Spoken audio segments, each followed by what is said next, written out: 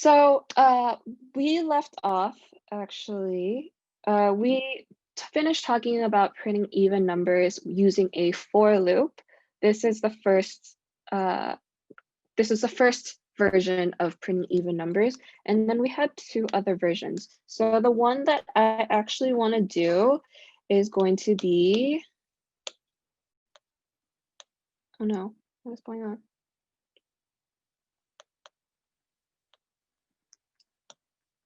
Oh, there, hold on. Timeout, having technical difficulties.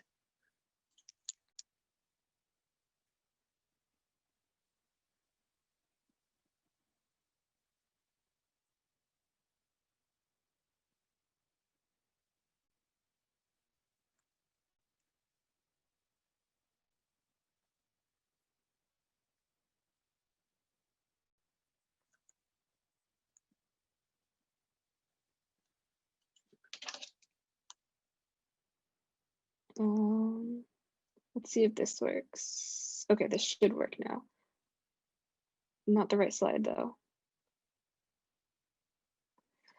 All right, so still not the right slide. Oh.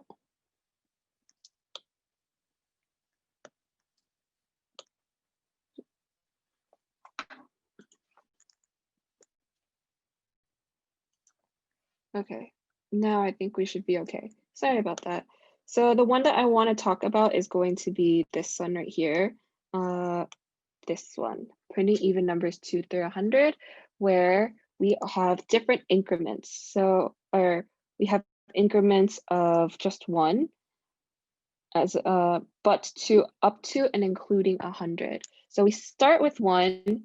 Our condition is that it's less than or equal to 100, and then if we have this right here, so if v modulus 2 is equal to 0, then we want to print the number because that means it's even. Otherwise, we don't need to do anything because that implies that it is odd. And we have an incrementation of 1. So we're just going to implement this one method right here. And then after that, we'll move on to the next one.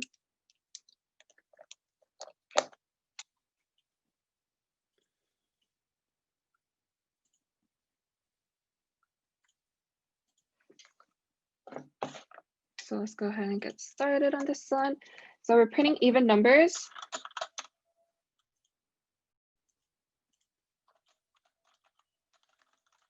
Printing even numbers where we have a start value of 1. We have a condition where it is while the number is less than, so I'll just call x, less than or equal to 100. And then we have an action where we want to see if x remainder 2, or so modulus 2 is equal to 0, because if it is equal to 0, that means it's even. And then if it's not the case, then you just do nothing. And then we want to increment by 1. So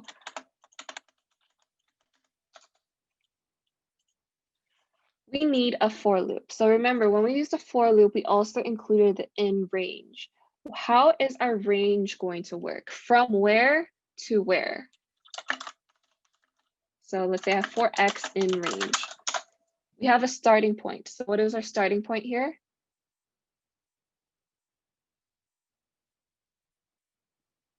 1, very good. Now, don't be fooled, but this is less than or equal to 100. So what value do we want to include here for our end? Yes, we want 101, very good.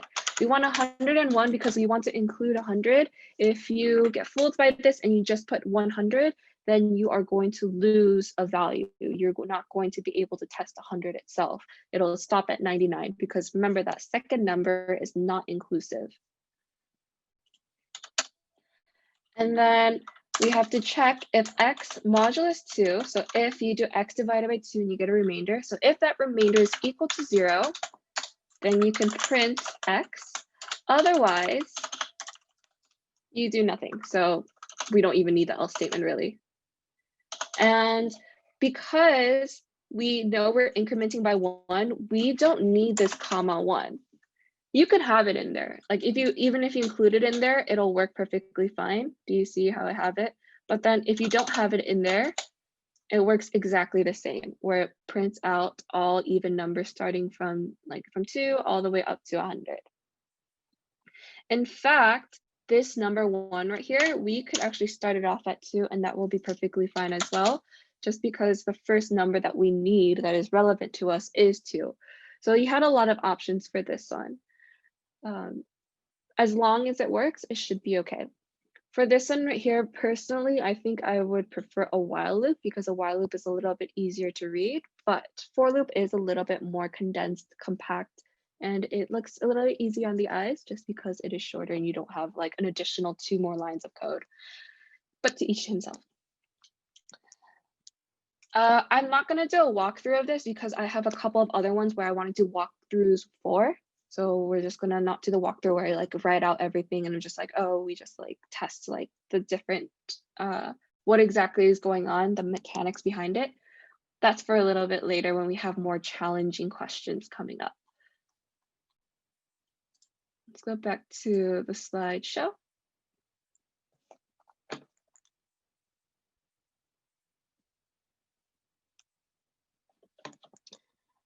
If you want to, I definitely recommend you guys try to do this one right here on your own. You can go ahead and try converting that while loop into a for loop.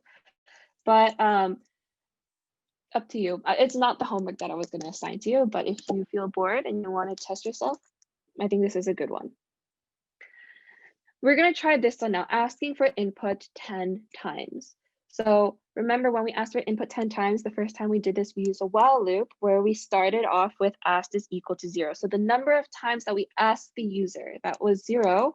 And then we wanted to go up to 10 because we want to do it 10 times. So already we could probably hopefully make out a range for our for loop because we know that the incrementation is going to be 1. We ask once every single time, so it makes sense. Oops. What would our range be here? So if we have like 4 asked in range, what would our range be? Starting from where?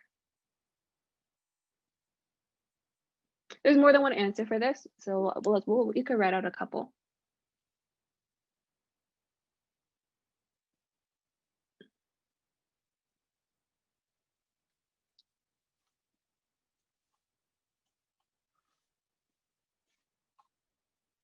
Any suggestions?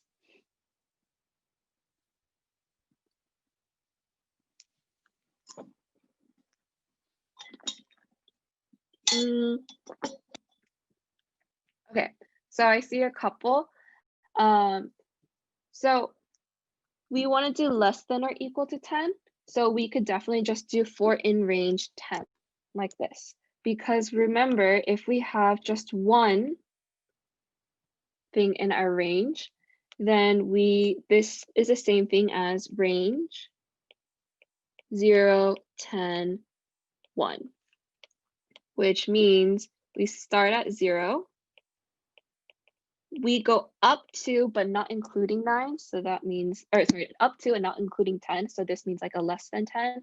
And then this is an incrementation by 1. Very good. What's another option that we could have done? If anyone has anything.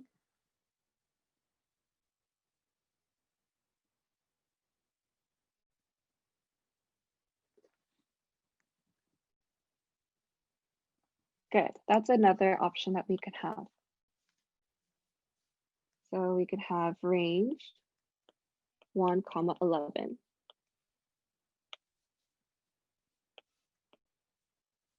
So this one works as well. This would be our start. So we start at 1. And then we go up to, but not including 11. So that is less than, oopsies, less than 11, I meant, not less than 10. This is less than 11, which means we go up to and including 10.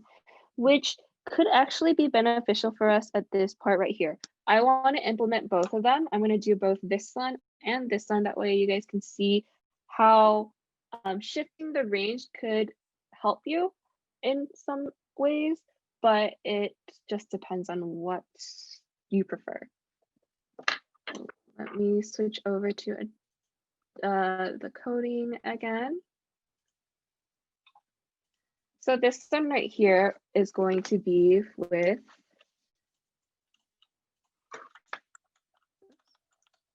this is using asking for input 10 times, but this is using range 10 instead of like the 1 through 11. So we don't need to do the initialization like we normally did for the while loop, because for the while loop, we would have to initialize a certain variable, but this time around, we don't need to do that because that is automatically done within our range function for the for loop. So we go straight into the for loop. So for asked in range 10. And that's kind of it for that handles our initialization, that handles our condition, and that also handles our incrementation. We have to ask for the user input. So user input is equal to input give me an input. Remember, the last time that we did this, we added a little something special in where we didn't just write give me an input, we also labeled how many times we asked so far. So this time, this is the first time we asked for an input. So we can also not only just write give me an input, we could also write the number of times that we asked. So asked. But asked is currently 0 at the very first time you asked. So the very first time you asked is 0, but ideally we want to see 1 instead. So we're going to add 1 to it, asked plus 1 instead of just asked. Because this is a number, we need to convert it into a string first. And that should be it. Or maybe put like a period there too. So this will ask the user to get provided input, but also it'll number how many times we have asked so far. So it'll be in the form of number, so like number, whatever it is, give me an input. That's what it is going to look like, where this number right here, this pound sign, this hashtag, whatever you guys call it nowadays, give me an input is just gonna be like 1, give me an input, 2, give me an input, 3, give me an input. Now, we also want to print out the actual thing that they input. So print you inputted, and then we could just print out what we had, right? Like what they immediately put in. So like, give me an input, they type it in, and then we just output what they input. And that's it, because everything else is already done. So if I run this, it says give me an input, I could type in ABC, and it'll tell me you inputted ABC. But also note that this was 1 before, now it is 2. That's because of what we have right over here. Asked was at first 0, so it'll just print out 1, because asked plus 1, so 0 plus 1 is 1. Then when we go to the for loop again, asked will become 1. So when you do 1 plus 1 for that highlighted block, that would be 2. So 2 gets printed out. So let's just see that indeed we do get to 10, and then we could probably rest easy because that means this works. So give me an input. I'm gonna just, oops, I was mashing too much. And then we're done. Notice that it doesn't ask me anymore. It just goes 1 through 10. Now let's go ahead and try this again, but with the other recommended way asking for input 10 times, but instead of range 10, we're going to use range 1, 11. So this is slightly different because instead of starting off at 0 and going up to 9, you're starting at 1 and you're going up to 10, which means that we have a little bit, yes, our range function does require 2 inputs instead of 1, but you'll see how it could benefit us a little bit in the body and in like the code block that has to be executed. So for ask in range 1, 11, we could ask for the user input, which is equal to input, and we want to ask, give me an input. But here, instead of using, let me make this a little bit bigger. Instead of using asked plus 1, we could just use asked instead of asked plus 1.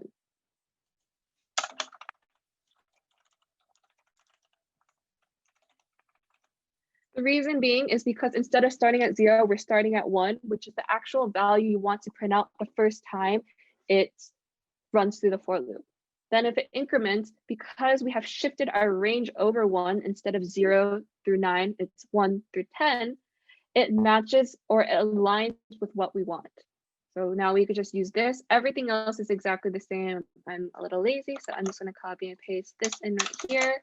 And we should see that it works exactly the same as what we had prior, but instead of us having to write in this ask plus 1, which could make it a little bit confusing, especially because it's being offset within the body of the code.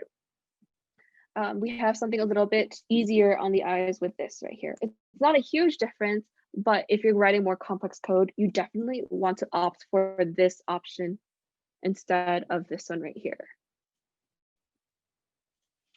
So running this, it says, give me an output. I have this, hi, bye, AP, computer science, principles, AP, CSP, comp, sci, Python. And then it still does exactly the same thing.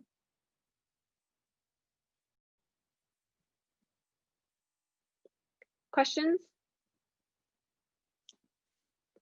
So minor difference. We used range 10, but by using range 10, we had to offset it within the body of the loop.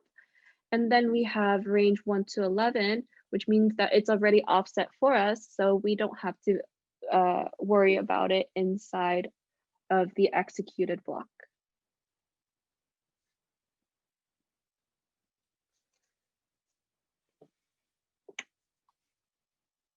So let's go back and let's talk about our next coding concept.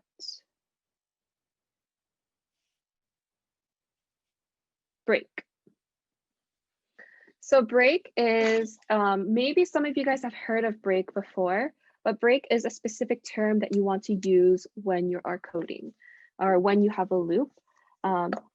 You won't use it all the time. It's not absolutely mandatory for you to use it, but sometimes it could be useful. So what break is a term used to terminate the loop that contains that word.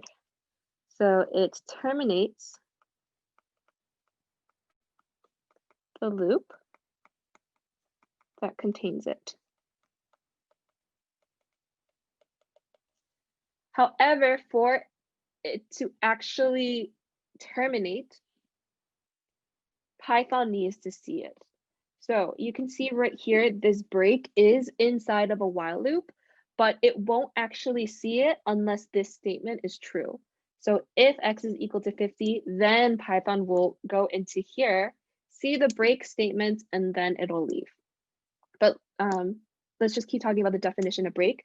So it terminates the loop that contains it. And upon termination, it will run the code right after the loop.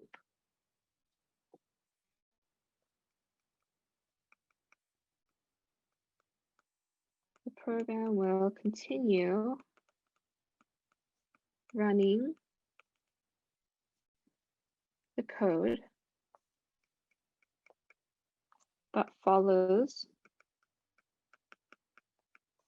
immediately. I think I've spelled immediately wrong.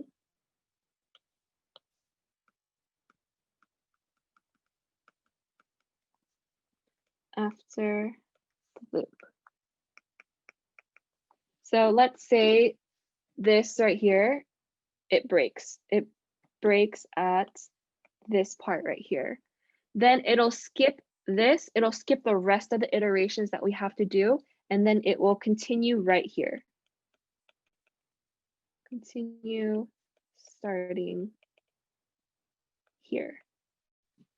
And I'll just keep going. So then it'll go into a different loop. So on the right-hand side, I know I like wrote all over it already, but we have two loops, a while loop and a for loop. These two are identical though. So let me erase this stuff. These two are identical. For this one, I'm going to walk through the while loop. And then if you guys are still unsure of it, I could also walk through the for loop, which is pretty much the same thing, just a for loop. So what would print in the following program? Well, let's go ahead and take a look. We have a starting value of x is equal to 0. So we start at x is equal to 0.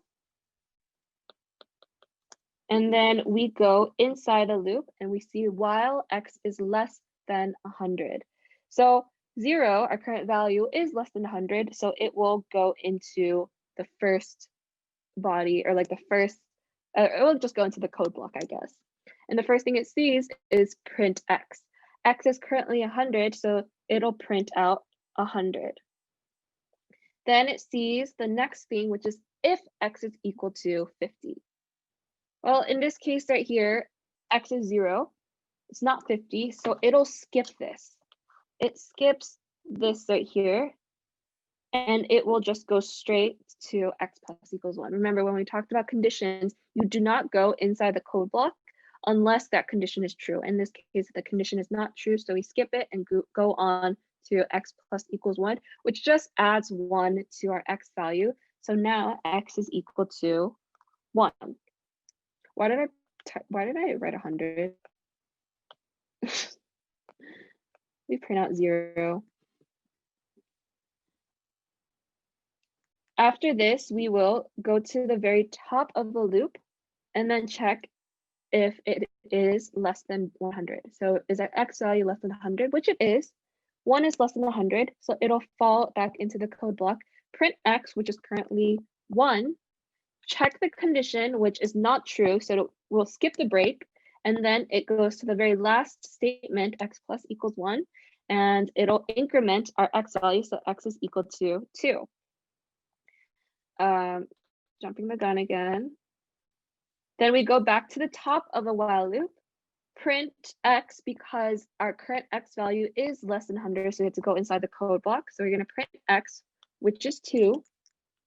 And then we just continue this cycle. So let's say we've gone up to the point where x is now equal to 49. So we're at 49 and we're at the top of the loop. We go inside the code block because 49 is less than 100. So we print out 49 if x equals 50. So 49 is not equal to 50. So once again, we will skip the break and we will add 1 to x. So now x is 50 because of this line of code. And then we're going to circle back to the top while x is less than 100, which is true because 50 is less than 100. We will once again fall back into the code block. First line of code is print x, so print 50. We will print out 50. Next line is if x is equal to 50. X is equal to 50 at this point, so it'll go in and then we see the break. Break means we exit the loop. So we skip this. We don't increment. We don't go back into the loop again. We go straight here, which is a thing right after the while loop. So right here. We are printing x. X never changed from what we had before. X is still 50, so we will print out 50 again. So we start from 0 and we go all the way to 50. So the output we should expect is 0, 1, 2, 3, 4, 5, 6, 7, all the way up to 48, 49, 50, and then an additional 50 because we have one more print statement. This is exactly the same thing as this right here. It does exactly the same thing because remember range, I guess I'll use a different color. Range, if we do range of 100, this is 0, 1, 2, all the way up to 98, 99, and there's no 100. But everything else inside is exactly the same. If you take a look at what we have here and what we have right here, we have print X, but in this case it was print I, if X or I is equal to 50. So we will get the same exact output by doing this for loop right here. Because by the time you get to 50, you break. So you mean you ignore this, you ignore all of the numbers that are still remaining in the range, and you'll go right here to this print I.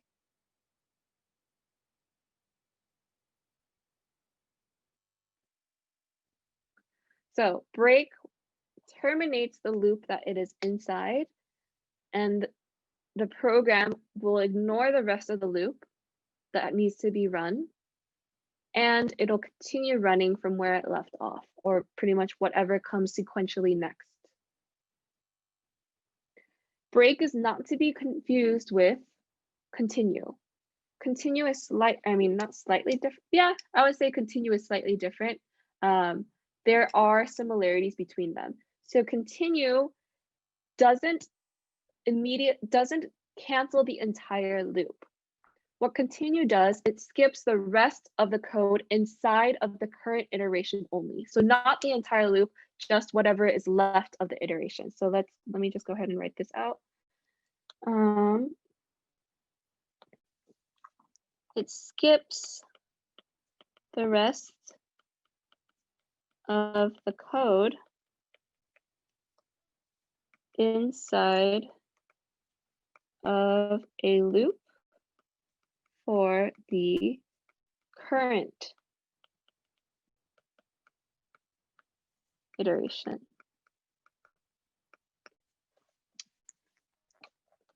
The loop itself does not terminate.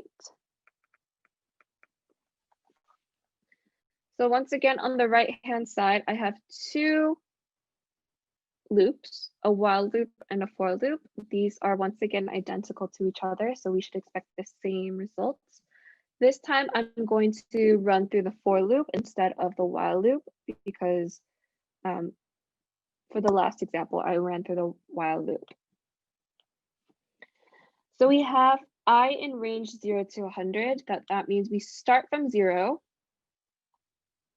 So, and then we go up to, but not including 100. So this would be 0, 1, 2, up to 98, and then 99. Because there's no comma 1, that means there's no incrementation, or that we could expect the incrementation to be 1. There's no other like crazy incrementation going on.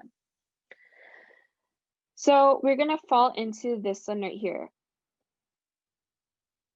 If I modulus 2 is equal to 1. So our current I value is 0. Is 0 modulus 2 equal to 1? Oops.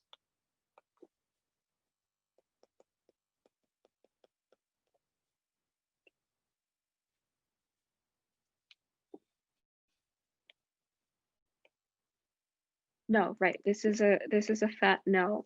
So we ignore the continue and we will go straight into print I. So we will print I, which is 0. We go to the next number in the range. So we finished I is equal to 0. Now we are at I is equal to 1, which is the next number in the range. We go into this statement. So it is if I modulus 2, I is currently 1, so 1 modulus 2 equal to 1. Is this true or is this false?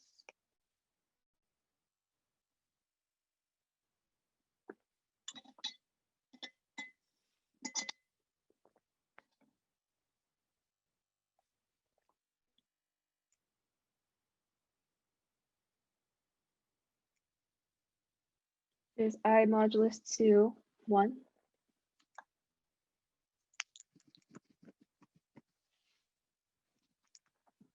When you do 1 divided by 2, you get a remainder of 1. Yes, this is right. So yes. So that means we go into here and we see continue. So because we see continue, we skip this and we just go straight up here.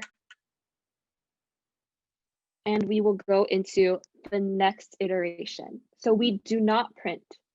We go straight into the next one, but our loop doesn't terminate either. So that's what's different between break and continue. Break will completely end the loop. Continue will skip the remaining part of the loop for that iteration, but it doesn't cancel the entire loop. So now we're going to I is equal to 2. So we go back in here.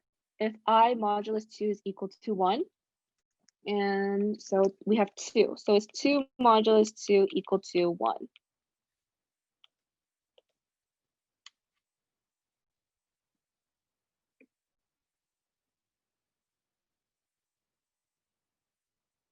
Very good. This one's a no. So we go into the print statement. So we print I is 2. And then we will go back up and we will go to the next I value. So we'll say we finished this one. So now I is equal to 3. So going back inside, we have I modulus 2. So our current I value is 3. So 3 modulus 2 equal 1. Is that true or false? Very good, it's true. So we go inside of the body. We go inside that code block, which says continue. So we skip that print statement and we start all over with the next iteration where I is equal to 4. So hopefully you guys can kind of see what exactly is going on. This is once again also printing out even numbers, 0, 2, 4, 6, 8, and we will go all the way up to 96, 98. Unfortunately, we won't get to 100 because our last number is 99. So this right here does exactly the same thing as the for loop. It's just that it is written as a while loop.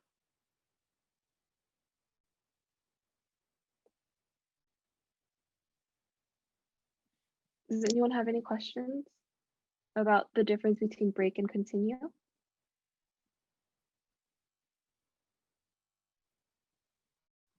To be completely honest, I don't think I've ever used continue in my life. I've definitely used break, but I've never used continue in my life ever. So it's something that might come in handy. I've just never personally used it.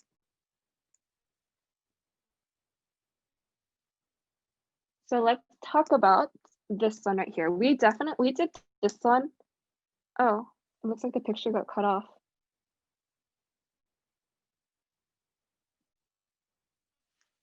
Yeah, the picture got cut off for this slide. It's all right. That's unfortunate though. So this time around, we're going to continuously ask the user for numerical input until they input a multiple of 10. So maybe you guys remember this. So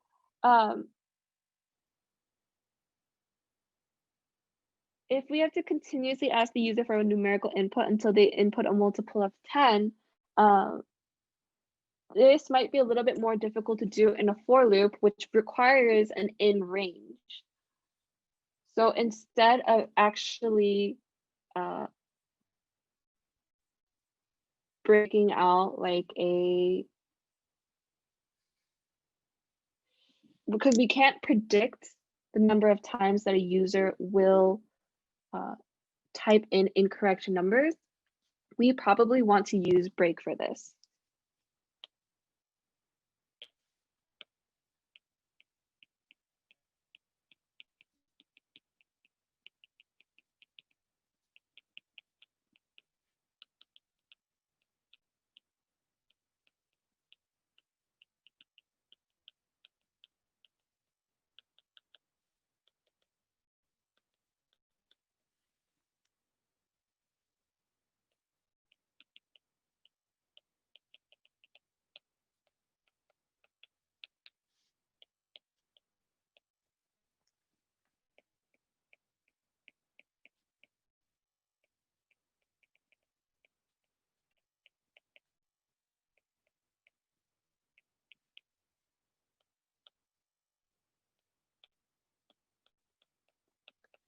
So what we're gonna do is create a loop that will just continuously run and run and run and run and run. It'll always run forever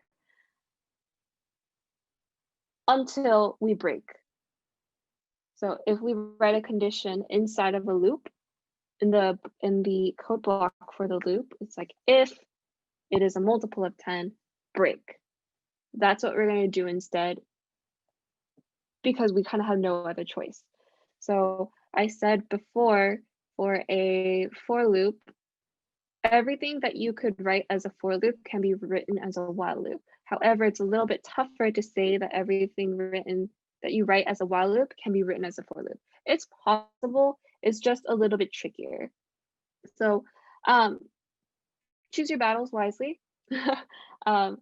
Try before you try to tackle a problem with a specific loop, think about what is better for you. This is my suggestion. If you know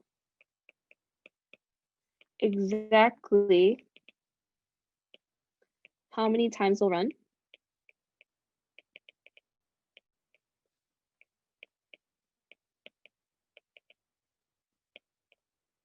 needs to be executed,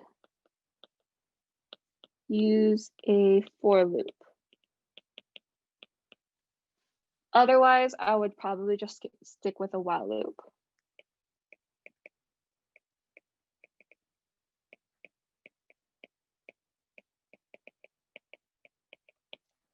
If you know exactly how many times something needs to be run, it's very easy for you to define the range.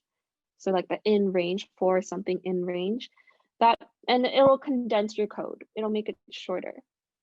But if you can't do that, for example, in this instance, then you're going to have to just resort to using a while loop because a while loop acts like the if statement and you could have a condition written out.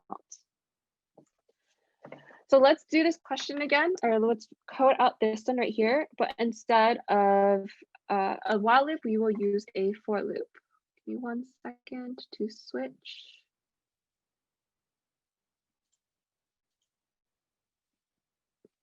All right.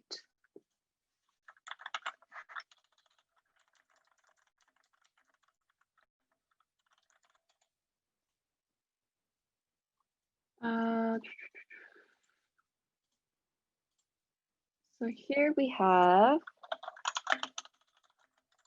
continuously asking the user for a numerical input until they input a multiple of 10.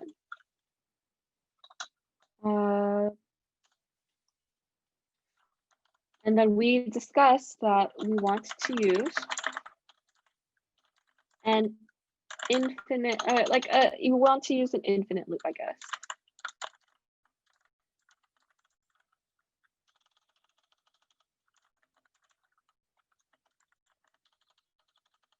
With a break statement.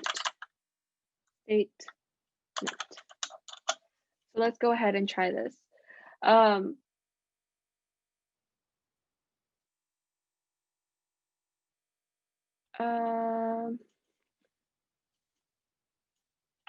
So unfortunately for Python, actually,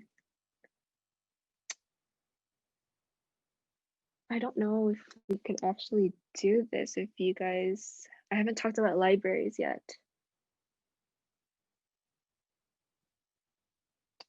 I don't have,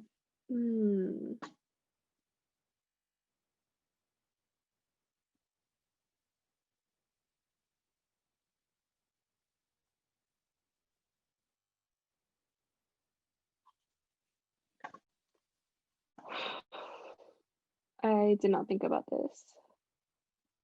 Right.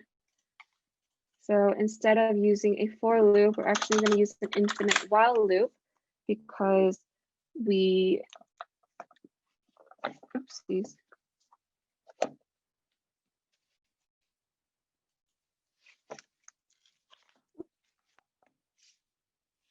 We're going to infinite while loop, and we're using infinite while loop just for practice.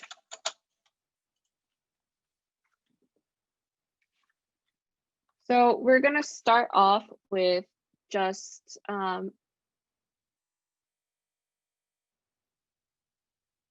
remember before we had a user input or a user input.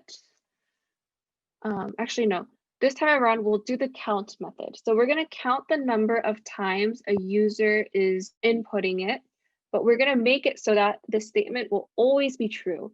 It'll always be true no matter what. That way we have an infinite loop. An infinite loop, remember, just means a loop that will run forever. So the number of times we asked so far is 0.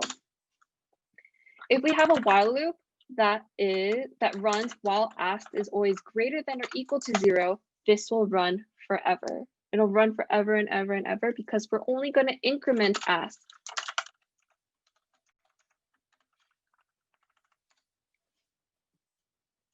So if you have asked plus equals 1, asked will be 1, 0, then 1, then 2, then 3, then 4, which is always greater than or equal to 0, meaning your loop will always run and run and run and run and run, and it won't stop unless you break out of it. And the way you want to break out of it is by figuring out what the user input is and seeing if that remainder, if you take the remainder of that divided by 10, if that is equal to 0. We have a couple of tasks on our hands. So first of all, let's get the user input. User input is equal to integer input, give me a number. So remember this int right here, that just makes it into a whole number. And then input right here is just getting the input. Input is the string, but if we want to use it as a number, then we have to convert it into an integer. Well, or float, just depends on what you need it for, but in this case, it is going to be an integer. Then we have to check if the user input, and if we divide it by 10, if we get that remainder, if that is equal to 0, then you break. Otherwise, you're just going to keep this process going and going and going. So if user input modulus 10 is equal to 0, then you want to break. Otherwise, you probably just want to say not a multiple of 10. Here we could probably say multiple of 10. So we have, give me a number here. If that number is a multiple of 10, you'll print this and then break, meaning this and this will be ignored. And then that will just end that'll end your loop. It'll terminate your loop. However, if this is false, then we ignore this part, and then we will just continue and our loop will just run forever and ever and ever until it breaks. So here we have give me a number. So let's say I put in 12. This is not a multiple of 10, and it'll keep asking me. Let's say I put 3, I could put 4, 5, 6, 78, I guess, 98. But when I enter a number that is a multiple of 10, so let's say I enter in 60, it stops. because it's a multiple of 10 and then we break out of that loop. So even if it's an infinite loop, you could break out of it because of that keyword break that we have here. That is, so it's a useful tool to have. I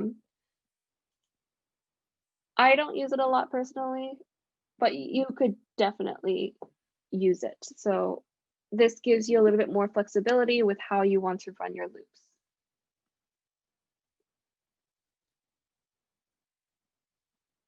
Any questions?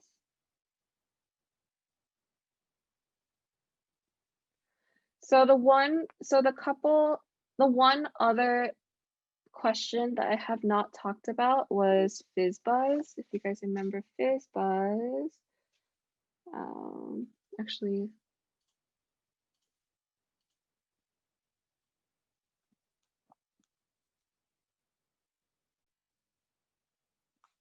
we go back to Fizzbuzz.